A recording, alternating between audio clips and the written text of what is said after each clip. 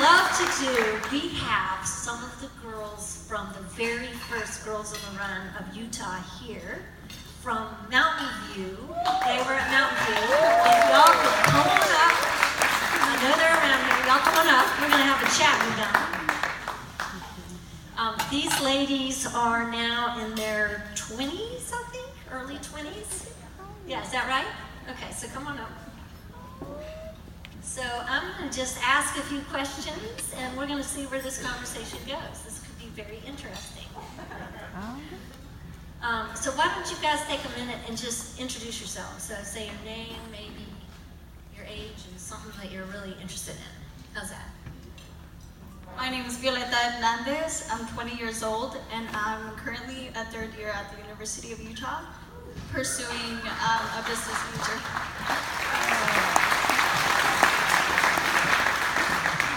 My name is Jasmine Montoya. I am 20 years old as well. I'm a student at Solid Community College, and I currently work at Mountain View as a healthy living teacher.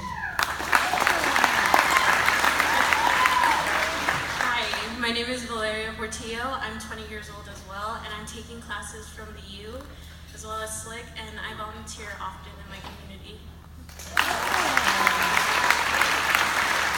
My name is Diana Martinez, and I am in my second year at the University of Utah, and I plan to major in accounting.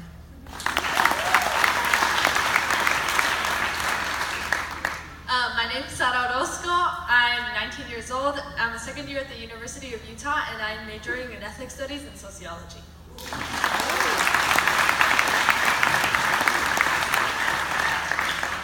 So I'm always kind of interested if you remember Girls on the Run. Like, would anybody be willing to answer what do you actually remember about the program? Who wants to answer that? So what I remember about Girls on the Run, which was 10 years ago, was that I remember us being a team, and I remember us also being a community. And for me growing up, I was really shy, and I didn't like to put myself in situations. I literally just stuck to Valeria, but as the year progressed, I put myself in situations that I didn't know until when I grew up that would benefit me as a person. And now I'm able to sit here and talk to you guys just like you're a part of my life. And it really benefited me a lot at growing up and being in that community of young women.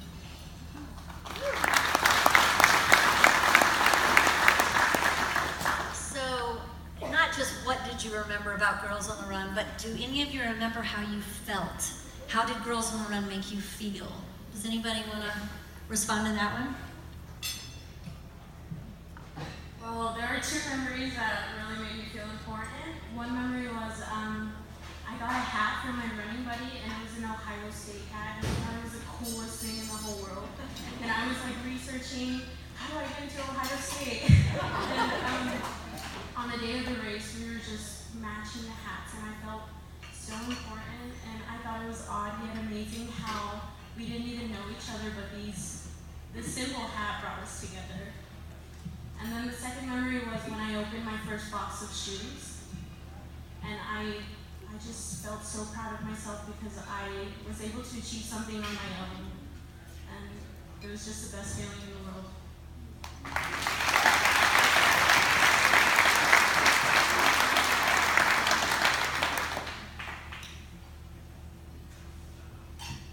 I told them I would.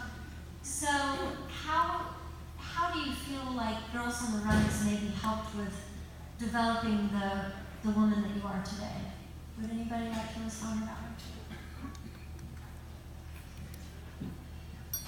When I was younger, I really enjoyed running, and I did it for 2 years at Mountain View since it started, and I didn't do it in middle school, but once I got to high school, I joined the cross-country team and the track team, and it really changed my outlook, and it made me feel so good about myself.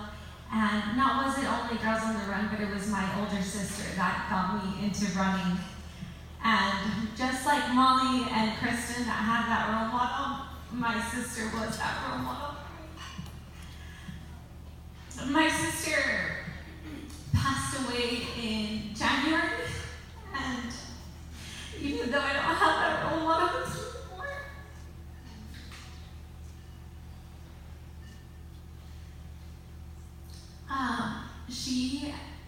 just like Girls on the Run and just like she did, I continued to run. And yeah, it definitely has led me to be a stronger woman, not only academically, but also physically and mentally.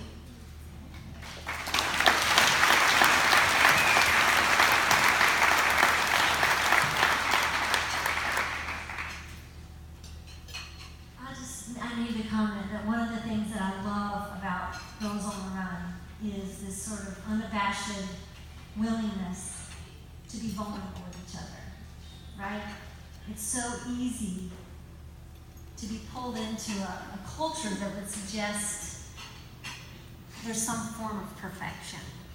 And frankly, I just love y'all. Okay.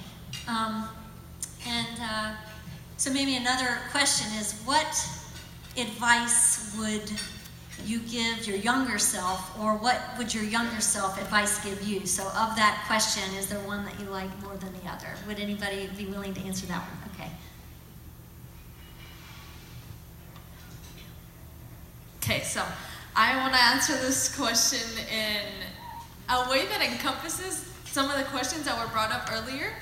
So I have also two moments that I really remember from Girls on the Run.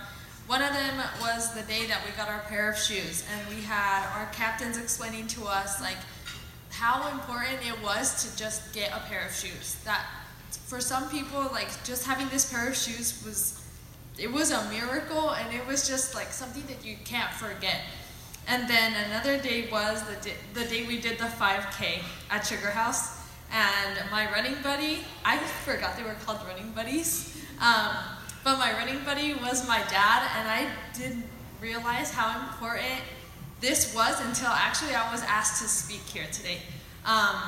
So growing up in a working class, like a low socioeconomic community, my dad was the main provider for my household, and that meant that my dad was always working. My dad would work weekends. My dad would work holidays. Like, it's not that easy to like be able to be with my dad that many times.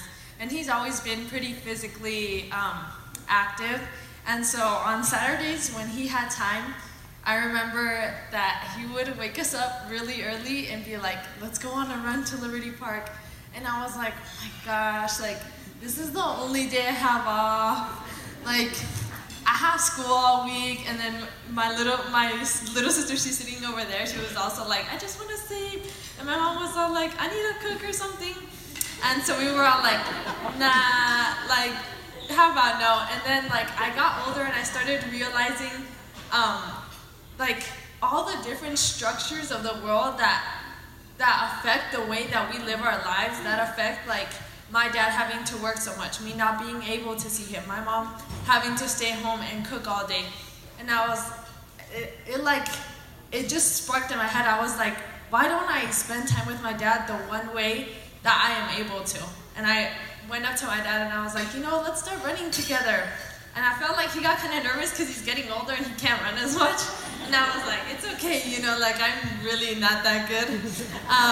And so we started running again, and it was just like this really nice realization that like Girls on the Run started me off really early. Like I didn't know it was gonna have this impact in my life. I didn't know like how much it meant to me to run, like with my dad. And so I guess that means like my advice is like take advantage of what you have. Like don't take for granted everything that is set in front of you, whether it's like a pair of shoes that Girls on the Run is giving to you, or like spending time with the people that you love and that are around you, because you never know like when that you're gonna have that realization of like this is what life is. So I know the girls and Girls on the Run don't take things for granted.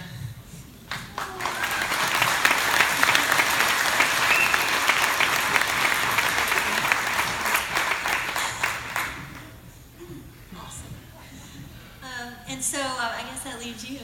And I get a question I would love to know, do you have any poignant stories, any emotional stories that you remember about the program?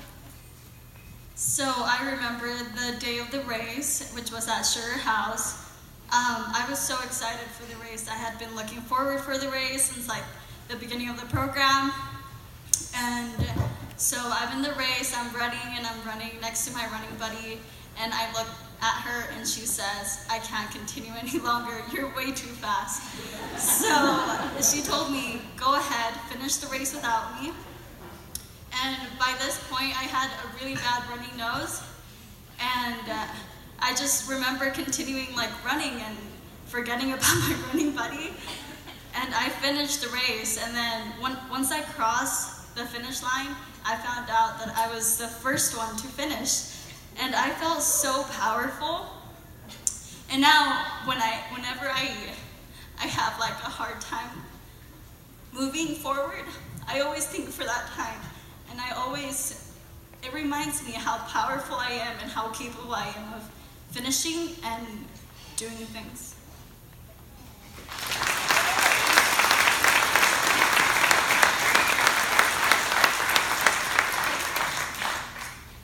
Do y'all have anything else you want to say? I just want to thank the program for giving me confidence that I didn't think I had within myself. So thank you. Thank you for starting this program.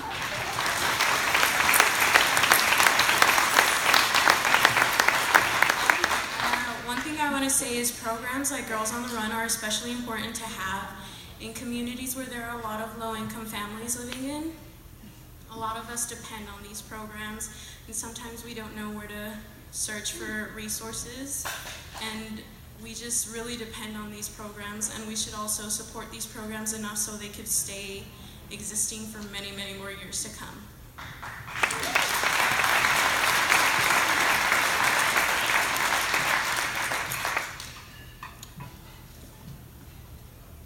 Thanks, y'all. Stay up here, okay? So, in closing, I'm just going to tell a quick story about a young girl that her story has stayed with me. And I guess one of the things that's really important to reflect upon is how the program also impacts the coaches and the adults that are involved in this program. It was probably the 7th or 8th year that I was coaching, and I was at a school, and we always start the lesson, all the girls in a circle, and they say their name and an adjective that describes them. So I'm like always Magical Molly. Do any of you remember your names? No? Okay, sometimes they do. And so we're going around the circle, and we got around to this one little girl who was directly across from me, and she didn't say anything. And one of the other girls goes, "Oh, that's just Shakira, she never talks." And I was like, "Girl, you just keep coming back, and on around we went." And on this particular day, Shakira stayed way off to the side. She didn't want to play the games, and so the assistant coach stayed with her. That was fine. I led the lesson. We come back the second, day of the program, and Shakira's moved a little closer to the circle. The third day, she's now in the circle, but she's still not talking. So I went to the school counselor and I said, "Could you help me out here? Is there something I need to know about Shakira?" And she said, "Well, Shakira's new to our program, new to our school. She's new to foster care. If you look closely, you'll notice some scars from some severe abuse as a child. And she had something called selective mutism, which means her vocal cords could work, but she just wasn't talking." And I just felt so privileged to be her coach. And so over the course of the 10 weeks, I began to notice this little girl would communicate in ways that far surpassed language, right? When she was right with the world, her body would just sort of float across the track. And when she was angry, it's like her feet would slam the pavement, and I know how that feels, right? It's like nothing seems right, and it shows up in how I interact with the world. And so it was the very last day of Girls on the Run. We put all the girls in a circle, and I said, "All right, ladies, let's just say one word to describe our experience." And I was kind of hoping that she might say something. And so the first little girl goes, courage. Somebody said exciting. Somebody said supercalifragilisticexpialidocious. And we got around to Shakira, and she took in this huge deep breath, and she looked around to every girl in the circle, and then she just exhaled, and the next girl went. And I think about how powerful that is, that it is not our job or my job as a parent or as a coach or as a friend to try to fix, save, or rescue someone else. It's to hold space. It's to hold space. And she didn't want to talk, and that was okay. And so the following day, we have our banquet, and all the girls are there. We give awards like the Sweat Goddess Award or the Runs with a Red Face Award or something like that. And so one by one, we've had our meal. I begin to call the girls up. And all 13 of her teammates are up behind me, just like these fabulous women. And now it's her turn. And I say, Shakira, it's your turn. Come on up. And up this little spirit of a human marches up. And she stands in front of me. And I said, Shakira, I give you the Grand Communicator Award because you communicate in ways that adults have forgotten. You communicate with a smile on your face. And the way I feel with you is so empowering. And this little girl pulled out of her pocket a card. And she handed me the card. And I read the card silently to myself. And I handed it back to her. And I said, would you like to read this to me? And she began to shake. And she would look down at the card. And she looked up at me. And there just comes that moment, right? That moment when you know you are loved, you are seen, and you matter. Like you are safe. And Shakira read the card out for all 40 kids and their families at Beverly Woods Elementary. And what it said was, Dear Molly, the word I wanted to say yesterday at Girls on the Run was love. Your friend, Shakira. And so in closing, what I'd like to say is, yeah, we run a 5K, and we do great things with building resiliency. But I don't think any of that would be possible if it weren't somehow integrated with love. And that's really what rests at the core of this program.